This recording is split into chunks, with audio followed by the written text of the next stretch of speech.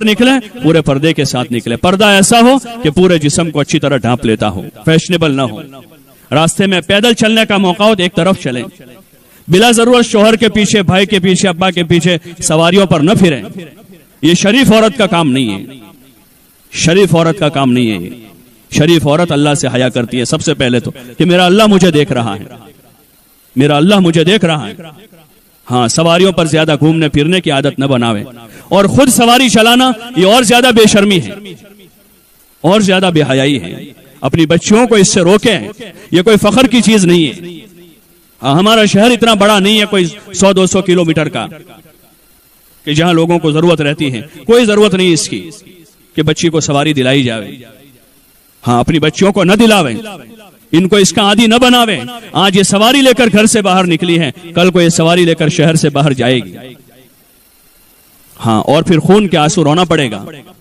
हम इसको काबू नहीं कर सकेंगे। जिस तहजीब पर अहले यूरोप थूक चुके हैं, जिस तहजीब पर अमेरिका थूक चुका है, जिस तहजीब पर ईसाई थूक चुके हैं कि हम उस तहजीब को चाट रहे हैं, उस तहजीब को हम चाट रहे हैं कि अब उनकी लड़की जो है किसी अजनबी लड़के को घर में लाकर अपने बाप से कह रहे हैं कि मैं अपने दोस्त के साथ आई हूं, तुम थोड़ी देर के लिए बाहर चले जाओ। ये उस तहजीब का पेशखैमा है, ये उसकी इब्तिदा और शुरुआत है कि बच्चियों को सवारी दिलाई जावे, उनको बाइक दिलाई जावे, उनको स्कूटी दिलाई जावे। इसको तो हया के साथ, इसको तो संभाल के रखना है। ये कुंवारी बेटी है, हीरे से ज्यादा कीमती है, ये हमारी प्रॉपर्टी से ज्यादा कीमती है, ये हमारी जायदाद से ज्यादा कीमती है, ये अपने बाप की इज्जत है, ये अपने भाइयों की आबरू है, ये अपने खानदान के लिए या तो अपने खानदान को दुनिया में रोशन करने का जरिया है, या ये अपने खानदान को दुनिया में जलील करने का जरिया बनने वाली है। इसको तो महफूज रखा जाएगा। पहले मिसाल दी जाती थी चीजों की हिफाजत में कि भाई इस चीज की ऐसे हिफाजत करो जैसे तुम अपनी कुंवारी बेटियों की हिफाजत करते हो। अब वो कुंवारी बेटी बिल्कुल ऐसे ही हो गई, उसकी कोई कीमत न बची। अपनी कुंवारी बेटियों की हिफाजत करें, उनको अपने घरों में रखें, जरूरत की तालीम दिलावें, मकतब में कुरान की तालीम दिलावें, और उसकी 8-10 साल की उम्र तक स्कूल में उसको 4-5 चौपड़ी पढ़ाकर अब उसको अपने घर में रखें, उसको घर में रखें। यही उसके लिए इज्जत की चीज है, यही उसका क्वालिफिकेशन है। उसको घर में रखकर उसको रोटी पकाना सिखा दें, उसको चावल बनाना सिखा दें, और उसको घर संभालना सिखा दें। उसको माँ बाप के साथ, भाई बहनों के साथ सिला रहमी करना सिखावें।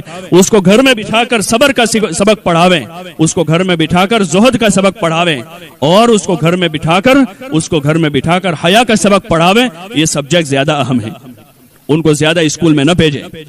हाँ, फितरों का दौर है, ये फितरों का दौर है, बेहयाई का माहौल है। इस माहौल में अगर माँ बाप चाहते हैं कि सुकून से दुनिया में जीना है, अपनी बच्चियों को घर में रखें, घर में उनकी सारी जरूरतें पूरी करें। औरतों के जिम्मे, जब अल्लाह ने उनके जिम्मे कमाना नहीं रखा, कि उनका खुद का खर्चा अल्लाह ने बाप के जिम्मे रखा है, जब शादी हो जाएगी तो शौहर के जिम्मे है, फिर उनको क्या फिक्र है? उनको तो घर में आराम से रहना है, अल्लाह की इबादत करनी है, अपने शौहर की खिदमत करनी है, अपने बच्चों की अच्छी परवरिश करनी है। इसलिए अपनी बच्चियों को घर में रखने का आदी बनावें, बाहर न भेजें, उनको सादगी का सबक पढ़ावें, उनको हया का सबक पढ़ावें। हमारी पुरानी बहनें, माएँ, दादियाँ, नानियाँ, अल्लाह उन्हें जज़ाए खैर दे कि उन्होंने अपनी बच्चियों को ये सबक पढ़ाया था, तो उनकी बच्चियां कभी झगड़ा करके घर नहीं आई, खाना नहीं मिला अपने घर में रही, चट्टी रोटियों पर उन्होंने गुजारा किया है। ईद के दिन कपड़े नहीं मिले तो वो यानी दूसरे किसी सहेली के कपड़े पहनकर अपनी माँ के घर आ जाती थी कि मेरी माँ को पता न चले कि मेरे पास नए कपड़े नहीं है, और मेरे बाप को पता न चले। ये उन माओं की तरबियत का असर था कि हमारे माँ बाप हमारी वजह से दुखी न हो, हमारे भाई हमारी वजह से दुखी न हो। ये उस तरबियत का असर है जो घर में होती है, जिस तरबियत में सादगी है, सब्र है, हया है। ये सबक पढ़ाने की जरूरत है। हाँ, वरना ख्वाहिशात का कोई एंड नहीं होता, ख्वाहिशात की कोई इंतहा नहीं है, वो बढ़ती जाएगी और हमें हलाकत तक पहुंचेगी, दुनिया में जलील करवा देगी वो चाहते हैं, और हमेशा की आखिरत हमारी बर्बाद हो जाएगी।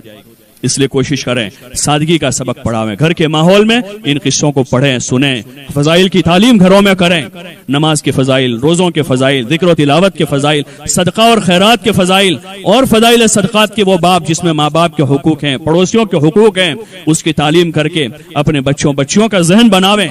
घर के माहौल में इसके चर्चे करें कि कौन कुरान ज्यादा पढ़ रहा है, कौन नमाज ज्यादा पढ़ रहा है, कौन तहज्जुद पढ़ रहा है, कौन जिक्र कर रहा है, कौन मेहमानों की खिदमत ज्यादा कर रहा है, कौन सिला रहमी कर रहा है।